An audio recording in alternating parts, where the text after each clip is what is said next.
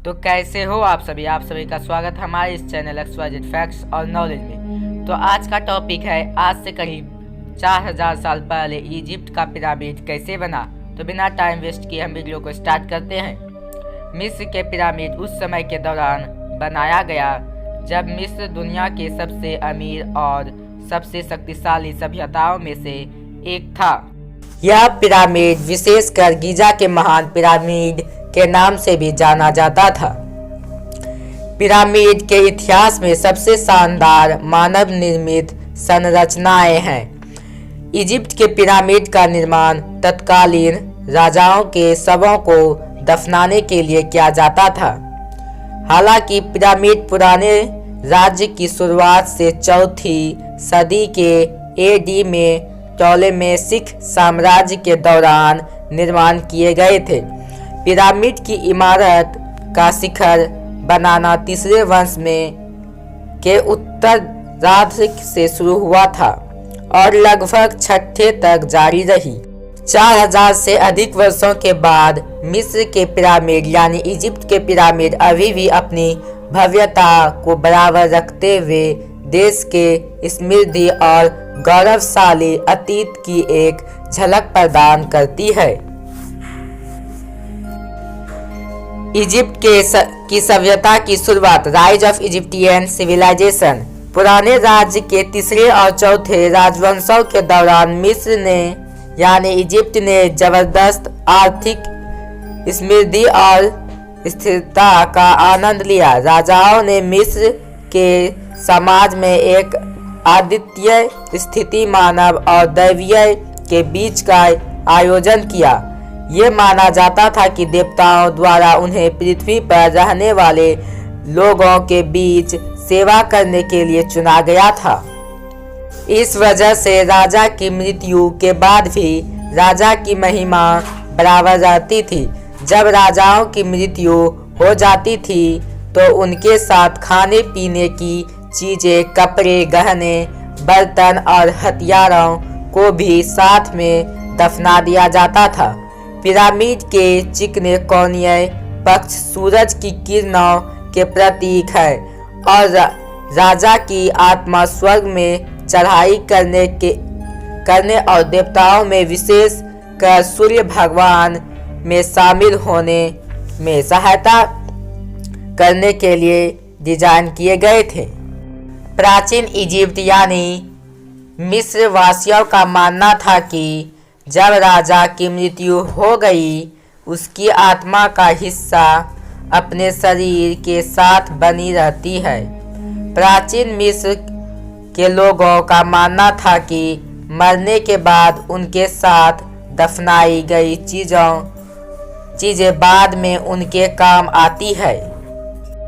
इस तरह पिरामिड मरे हुए राजाओं का एक केंद्र बिंदु बन गया। यह माना जाता था कि साथ दफनाई हुई चीजें उनकी मृत्यु के बाद काम आएंगे। उनके धन न केवल उनके लिए ये बल्कि उनके रिश्तेदारों, अधिकारियों और पुजारियों के लिए भी थे जो उनके आसपास दफनाए गए थे। राजवंश युग की शुरुआत से शाही कब्रों की चट्टान में नक्काशी की गई थी और समतल छत वाले आयताकार ढांचे के साथ इनको सुरक्षित किया गया था जिसे मस्तबा कहा जाता था। इजिप्ट में सबसे पुराना पिरामिड 2630 BC के आसपास बनाया गया था। सस्कारा में तीसरे राजवंश के राजा दजोसेर के लिए अन्य पिरामिड के रूप में जाना जाता है। यह एक परंपरागत मस्तबा के रूप में शुरू हुआ था। एक कहानी कहती है कि पिरामिड के वास्तुकार इम्होटेप थे, एक पुजारी और चिकित्सक जो 1400 साल बाद वहां के लेखकों और चिकित्सकों के संरक्षण संत हो गए। राजा दजोसेर के लगभग 20 साल के शासनकाल के दौरान पिरामिड बनाने वालों ने पत्थर 6 कदम वाली परतों को इकट्ठा किया जो अंतर 204 फीट 62 मीटर की ऊंचाई तक पहुंच गया। यह अपने समय की सबसे ऊंची इमारत थी। अन्य पिरामिड एक जटिल आंगनों मंदिरों से घिरा हुए थे, जहां दजोसेर अपनी जीवन काल का आनंद लेते थे। दजोसेर के बाद अन्य पिरामिड शाही दफन के लिए आदर्श बन गए। पहली कबर का एक सच, यह पिरामिड के रूप में निर्मित रेड पिरामिड दहशूर में था, जो चौथे राजवंश के पहले राजा के लिए बनाई गई 3 दफन संरचनाओं में से एक है। यह पिरामिड के निर्माण के लिए चुने पत्थर के रंग के नाम से जाना जाता था। गीजा का महान पिरामिड। गीजा के पिरामिड सबसे पुराने और सबसे बड़ा महान पिरामिड के रूप में जाने जाते हैं। प्राचीन दुनिया के प्रसिद्धि 7 चमत्कारों में से एकमात्र जीवित संरचनाएं हैं। यह खुफू सेनेफेरू के उत्तराधिकारी और चौथी राजवंश के 8 राजाओं के लिए बनाया गया था। हालांकि खुफू ने 23 साल 2589 BC टू 2566 BC के लिए राज्य किया। अपेक्षाकृत यह पिरामिड उनकी भव्यता से परे अपने शासन के बारे में जाने जाते हैं। पिरामिड के आधार औसत 755.75 फीट और इसकी मूल ऊंचाई 481.4 फीट थी, जिससे यह दुनिया में सबसे बड़ा पिरामिड बना। खुफू की रानी के लिए बनाए गए 3 छोटे पिरामिड को बड़े पिरामिड के बगल में खड़ा किया गया और इस एक मकबरे पास में पाया गया था, जिसमें उनकी मां रानी हेटेफेरस को दफनाया गया। अन्य पिरामिडों की तरह खुफू मस्तबकों की पंक्तियों से घिरा हुआ है, जहां रिश्तेदारों का या राजा के अधिकारियों को उनके आगे के जीवन में साथ देने और उनकी सहायता करने के लिए दफनाया गया था। गीजा में मध्य पिरामिड का निर्माण खुफू के बेटे खफरे के लिए बनाया गया था। खफरे के पिरामिड परिसर के आनंद निर्मित एक अनोखी विशेषता एक रहस्यपूर्ण मनुष्य, एक अभिभावक की मूर्ति थी, जिसे एक बिना नाक वाले आदमी के सिर और शेर के शरीर के साथ चुना पत्थर में बनाया गया था। यह प्राचीन दुनिया में सबसे बड़ी प्रतिमा थी, जो 240 फीट लंबी और 66 फीट ऊंची थी। 18वीं राजवंश में महान रहस्य पूर्व मूर्ति की पूजा होती थी, क्योंकि यह देवता के एक स्थानीय रूप की छवि थी। कहा जाता है कि नेपोलियन ने गीजा पर आक्रमण किया था, तब उन्होंने तोप से इसकी नाक को उड़ा दिया था।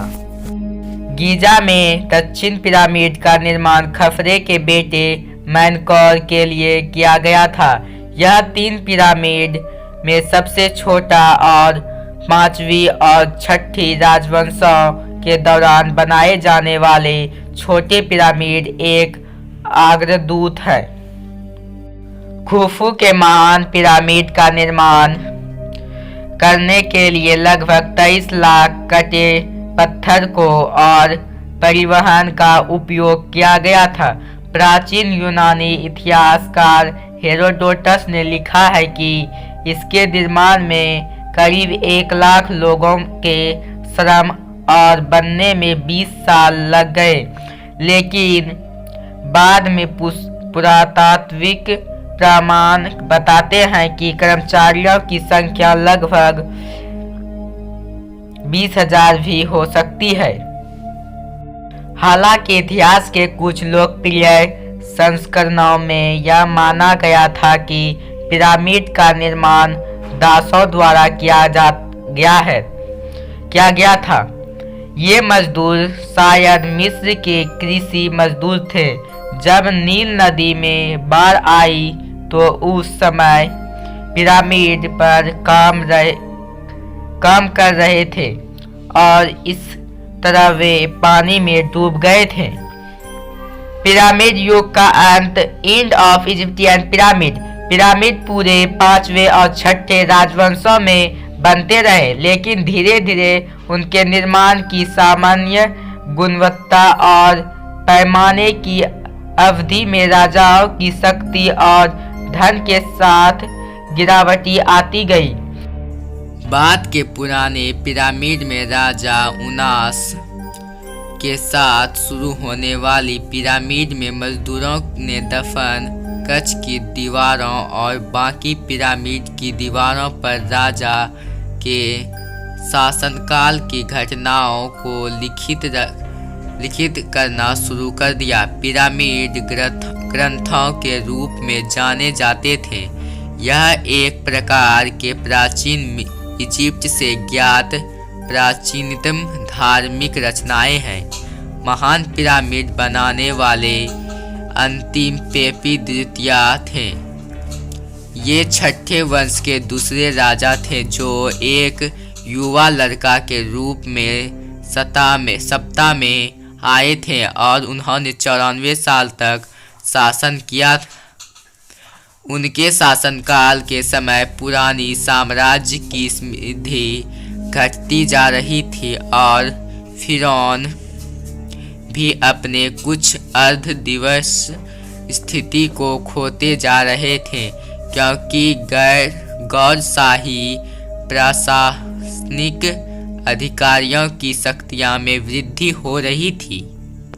पेपी द्वितीय का पिरामिड सैकड़ा में बनाया गया था और इसे बनवाने में उनको अपने शासनकाल में लगभग 30 साल लगे।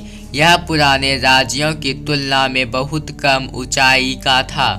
पेपी की मृत्यु के साथ ही राज्य और मजबूत केंद्रीय सरकार लगभग ढल गई और मिस्र ने सबसे पहले मध्यवर्ती अवधि के रूप में एक आसन्न चरण में प्रवेश किया। बाद में 12वें राजवंश के राजा तथाकथित मध्य साम्राज्य के चरण के दौरान पिरामिड भवन पर लौट आए।